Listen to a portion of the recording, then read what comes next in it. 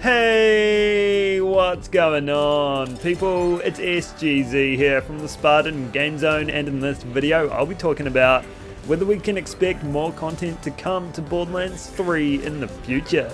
Now there are a few reasons why it isn't crazy to believe in that, which I'll be covering today, and yes, you could say that this is merely a projection of my hopes and dreams, but I wouldn't be making this video if I didn't think it was possible. Don't forget to let me know in the comments what kind of content you think we could see make its way to Borderlands 3 and how likely you think it is to happen. If you enjoyed the video, I'd appreciate it if you could drop a like, feel free to subscribe if you'd like to, or you could even follow me on Twitter, and let's crack into it. So with Wonderlands dropping the ball and struggling to pick it up, Borderlands 3 is still there, just as great as ever. It's still very much alive, receiving its latest update on the very first day of June, which added crossplay support for PlayStation consoles. They ran a series of challenges throughout May, and the player base has been consistently chugging along. We're talking about an almost 3-year-old game here, one that didn't even launch on Steam, and if it's anything like Borderlands 2, we should see those numbers hold steady for years to come. For the biggest indication of new content dropping for Borderlands 3, you just have to look back at what happened to Borderlands 2 prior to Borderlands 3's launch. Commander Lilith and the Fight for Sanctuary launched on June 9th, 2019. Over 6.5 years after it first released, and over 5 years after the final Headhunter pack, Sir Hamlock vs the Son of Cormorants. It wasn't a small DLC either, increasing the level cap by 8, the OP cap by 2, adding a brand new rarity of weapons and countless legendaries as well. I called the same thing happening to Borderlands 3 in a pinned comment on one of my videos, and if there is a Borderlands 4, which Gearbox would be silly not to do, and Randy Pitchford, the CEO of Gearbox, mentions working on the big one in this tweet, which I doubt was Wonderlands, I'd say we're heading into Borderlands 4, and I wouldn't be surprised if Borderlands 3 gets some love prior to build up the hype. There's also the Borderlands movie, which wrapped up filming in June last year, which may bring something along with it. However, waiting another 4 years for the next Borderlands game in order for Borderlands 3 to get some new content isn't it, Felicia, but there may just be something else hinting at things to come, and that's the unreleased weapons hidden in the game's code. There's a total of 13 legendaries currently buried deep within Borderlands 3's codebase, which can only be accessed by using a save editor, but it makes you wonder why spend the time on creating these mostly fully functioning weapons with no intention to release them. Some of these weapons, like the Ice Age here, share likeness with already existing guns like the Nukem for example, and may be the reason why it hasn't been released, but you can counter that just by mentioning the Reflux and the Brainstormer. It would be a shame for these guns to never see the legit light of day, i.e. the sun, which I think is still outside.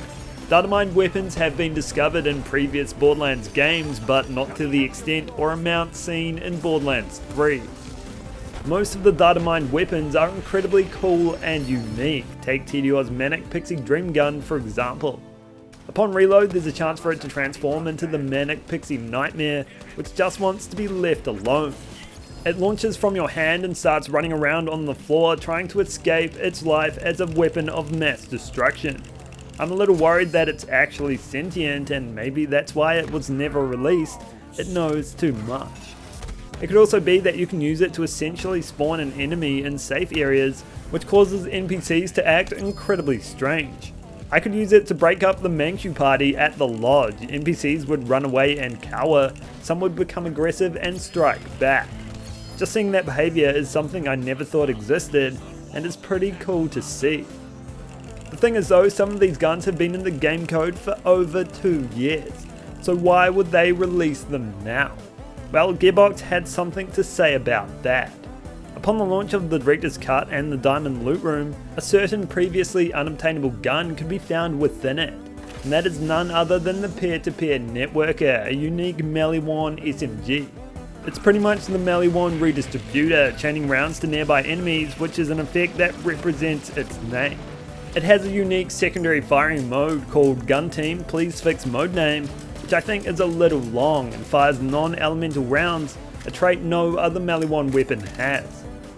The thing is though, this gun was never supposed to be found and was removed from the list of obtainable weapons within the Diamond Loot Room the very next week.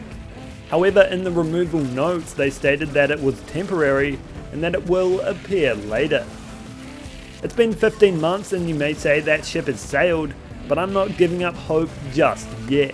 Due to its name, I thought it could have appeared when crossplay became fully functional with PlayStation services, but that didn't happen. However, there was a weapon that successfully came into life, birthed from the depths of binary to become a legit obtainable weapon, unlike the visually stunning bite size which you see here. That was none other than the TNT, discovered in the game code in November 2021, and was sent to players' in-game mailboxes if they played both Borderlands 3 and Tiny Tina's Wonderlands within the first year of the latter's release, although it was locked at level 65. According to the patch notes, you can also obtain it now from Anathema within the Guardian takedown. The TNT was a gun that spent 4 months hidden away in the game's code before it was finally released, and may just have been the only one to escape, but that doesn't mean there's no hope for the others. With a good 2 years of support, you may say that's it as far as content is concerned for Borderlands 3, but with players dropping from Wonderlands and a few hints at possible things to come, Borderlands 3 may not be done with just yet, and let me know in the comments what you think could happen with Borderlands 3 in the years to come. So that's all for this video. I hope you enjoyed it and learned of the possibility for more things to come to Borderlands 3, although that possibility may be slim. If you did, consider dropping a like or subscribing, and I'll catch you in the next one.